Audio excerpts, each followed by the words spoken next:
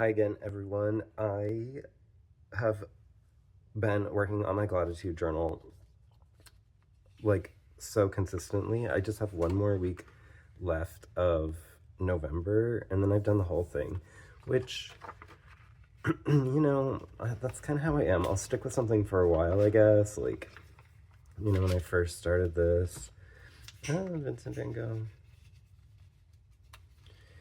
And then I'll like drop off. Oh, this is so clever. The double window. I'll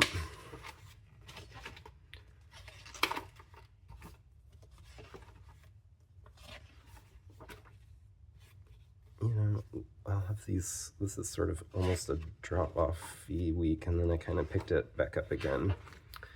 Anyway, I don't have like a ton of, I'm always onto like new things, I guess. So anyway, I'm super happy, and I'm realizing that a lot of these strategies that I use in here, I also use in my pocket atelier / junk journal stuff. Like this packing tape transparency, and this idea of turning them into a spread by like going over the binding, little foldouts and windows and all of that. But one thing I realized sort of just now, and that's why I wanted to pop in and make a video. One thing that I do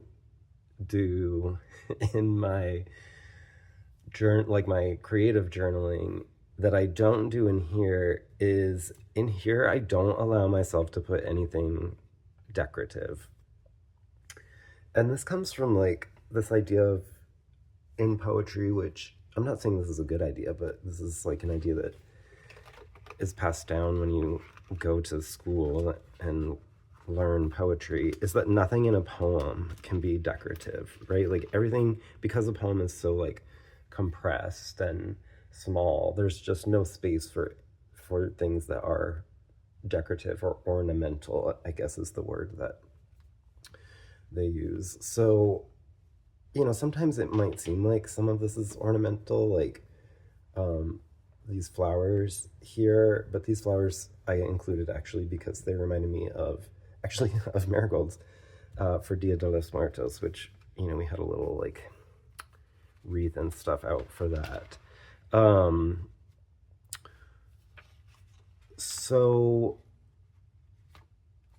I have this blank space right here, and it's sort of driving me wild. Like I'm like, what should I put in there? And I have these stickers. I could just put a thing in there, or like in a regular old journal, I would just put a paint blob or something in there. But in this, I don't want to do that. Why am I sharing that with you?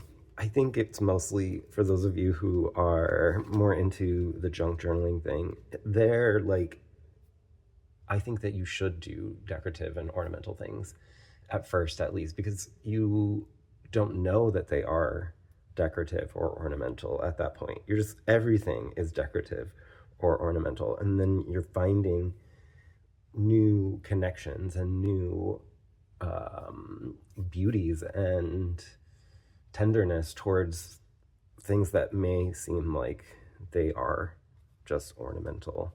So, I mean, your journals are your journals. You can be ornamental in your Gladitude journal. Why not, right? Like, I just love a full page. I love it to be full. And so why not do just like cute ornamental stuff? You can, but I just like don't do that in this journal. And then in other journals, I give myself the freedom to be ornamental, decorative. And there's obviously like a thin line. Why is there a wreath here? Well, I got this at a bar in San Francisco. Oh, that's another thing too, is that I folded up this page and I brought it to San Francisco. That might be a little bit why there's like more writing and less gluing in of things, is because I was in the city. But yeah, it worked. You just take the page out, fold it out, fold it up, take it with you. I could never remember all this stuff, you know, when I get back.